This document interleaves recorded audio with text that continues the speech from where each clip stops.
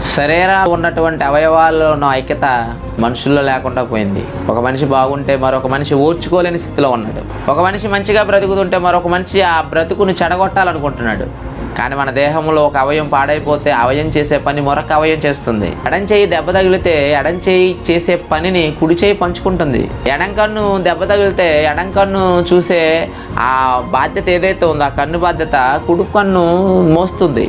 ఇలా అవయవాలలో ఐక్యత మానవ దేహాలలో అంటే మనుషుల్లో లేకుండా పోయింది. దేవుడేమో ఐక్యంగా ఉండండి, సహోదరుల ఐక్యత కలిగి నివసించడం ఎంత మేలు మనోహరం అనేది చెప్పినప్పుడు ఈరోజు మనుషుల్లో ఐక్యత లేకుండా పోయింది. నేను గొప్ప, నేను గొప్ప, నేను గొప్ప, నువ్వు గొప్ప ఏంటి, నేను గొప్ప ఏంటి, దేవుడు గొప్ప.